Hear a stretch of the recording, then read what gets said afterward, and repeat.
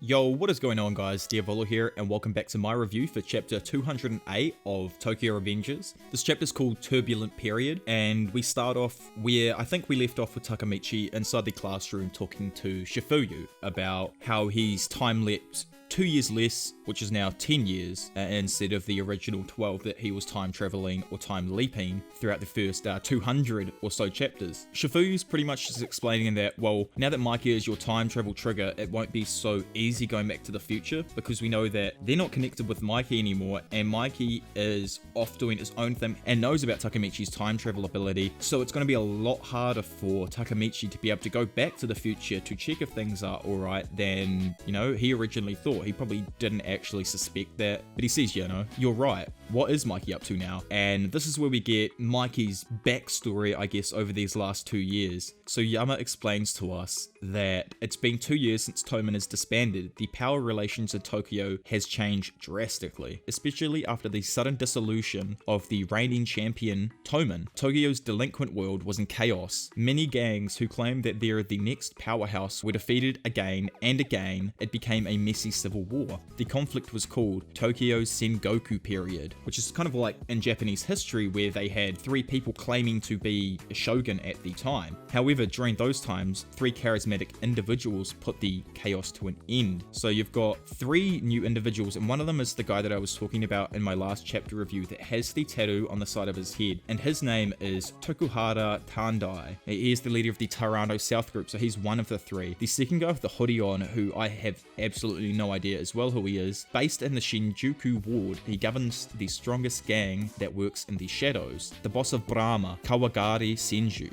So we've got Tokuhara Tandai and Brahma as 2 of these individual gangs that are now in cahoots with the invincible Kanto Majin gang, who currently as their president has the invincible Mikey. And we get explained to us that because of these 3 gangs, Tokyo is now balanced, and they've been given the nickname the Era of the Three Deities. So what I'm getting from this is that Takemichi is going to have to either go up against each and individual member of these 3 deities gangs and defeat them so that he can get Mikey's dark impulses under wraps. He can bring them in control, and he can stop Mikey turning into what he turns into in the future, where he doesn't have anyone to follow per se, so he ends up indulging in his own dark indulgences. So we pretty much, throughout this chapter have explained to us that there are 2 people on the same level as Mikey, as in terms of probably following and power, like physical power and being able to beat people up. Kawagara Senju is able to keep things exclusive. That's probably why in the future no one knows the inner workings of this Bonten gang, as we got explained to us before what happened with him and Mikey in 204. No one really knows the inner workings of this Bonten gang, especially,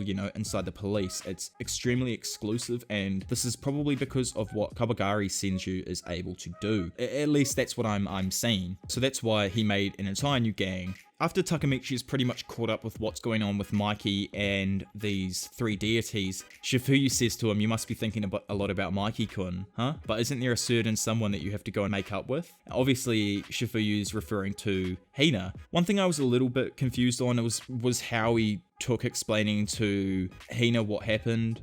He just literally says to her, "I bowed out on our own wedding and died," with a bunch of people around him as well. It's kind of funny, who are kind of cringing out and looking at him like, what the hell is this dweeb doing kneeling down in front of Hina? Don't tell me you came back. And then pretty much Takemichi goes through and he explains to Hina that it all makes sense to him now. In the end, it won't end until he saves him. What some people think is that Mikey is this other time traveler, and huge possibility still. I just think that Takemichi needs to stay for a long period of time throughout these 12 years, making sure that Mikey doesn't do anything. He's going to have to be in this time period, what it seems like, for a long amount of time, or he's going to have to take out these other 2 gangs and possibly even make the original Toman gang again with everyone bar Mikey, to take out these other 2 gangs and become the one that maybe controls Tokyo. Like you said earlier, he's going to be the head of Toman, and this could literally be him becoming the head of Toman and challenging Mikey and the 2 other deities. I'm not too sure though. I was really quite confused with this chapter. We do get a lovely scene from Hina and Takemichi though, where she's like, "But let's say if you made a wrong choice and end up on yet another bad ending, even if that happens, I will cheer you on," which I think is just bloody beautiful, man. Just going to show that these 2 now,